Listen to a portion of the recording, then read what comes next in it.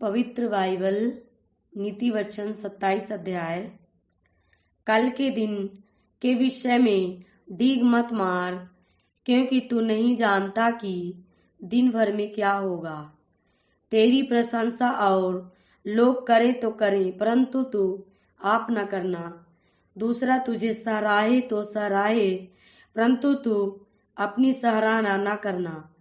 पत्थर तो भारी है और बालू में बोझ है, परंतु मूढ़ का क्रोध उन दोनों से भारी है।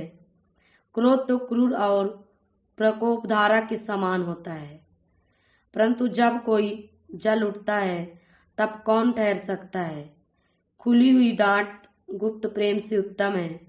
जो घाव मित्र के हाथ से लगे वह विश्वास योग्य है, परंतु बैरी अधिक चुंबन करता है। संतुष्ट होने पर मधु का छत्ता भी फीका लगता है, परंतु भूखे को सब कड़वी वस्तुएं भी मीठी जान पड़ती हैं। स्थान छोड़कर घूमने वाला मनुष्य उस चिड़िया के समान है जो घोंसला छोड़कर उड़ती फिरती है। जैसे तेल और सुगंध से, वैसे ही मित्र के हृदय की मनोहर सम्मति से मन आनंदित होता है। जो तेरा और तेरे पिता का भी मित्र हो, उसे ना छोड़ना, और अपनी विपत्ति के दिन अपने भाई के घर न जाना। प्रेम करने वाला पड़ोसी दूर रहने वाले भाई से कहीं उत्तम है। हे मेरे पुत्र, बुद्धिमान होकर मेरा मन आनंदित कर, तब मैं अपने निंदा करने वाले को उत्तर दे सकूंगा। बुद्धिमान मनुष्य विपत्ति को आती देखकर छिप जाता है, परंतु भोले लोग आगे बढ़े चले जाते और हानि उठाते हैं। जो पराये का उत्तरदायी हो, उसका कपड़ा, और जो अनजान का उत्तरदायी हो, उससे बंधक की वस्तु ले ली। जो भोर को उठकर अपने पड़ोसी को ऊंचे शब्द से आशीर्वाद देता है, उसके लिए यह शाप गिना जाता है।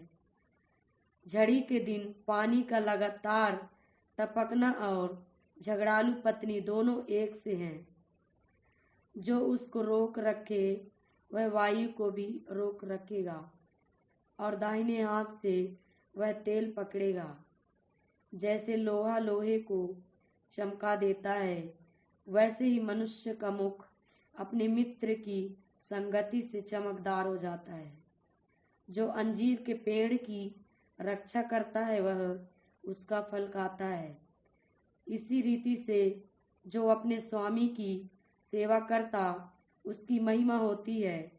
जैसे जल में मुख की परछाई मुख को प्रकट करती है, वैसे ही मनुष्य का मन मनुष्य को प्रकट करता है। जैसे अधोलोक और विनाश लोक, वैसे ही मनुष्य की आंखें भी तृप्त नहीं होती। जैसे चांदी के लिए कुठाली और सोने के लिए भट्टी है, वैसे ही मनुष्य के लिए उसकी प्रशंसा है। चाहे तू मूर्ख को अनाज के बीच ओखली में डालकर मुसल से कूटे, तो भी उसकी मूर्खता नहीं जाने की। अपनी भेड़ बकरियों की दशा भली भांति मन लगाकर जान ले, और अपने सब पशुओं के झुंडों की देखभाल उचित रीति से कर, क्योंकि संपत्ति सदा नहीं ठहरती, और क्या राजमुकुट पीढ़ी से पीढ़ी तक बना रहता है। जब कटी हुई घास उठा ली जाती और नई घास दिखाई देती, और पहाड़ों की हरियाली काट कर इकट्ठी की जाती है, तब भेड़े के बच्चे तेरे वस्त्र के लिए होंगे, और बकरों के द्वारा खेत का मूल्य दिया जाएगा। और बकरियों का दूध इतना होगा कि तू अपने घराने समेत पेट भर के पिया करेगा, और तेरी दासियों का भी जीवन निर्वाह होता रहेगा। आमीन। प्रभु की स्तुति हो।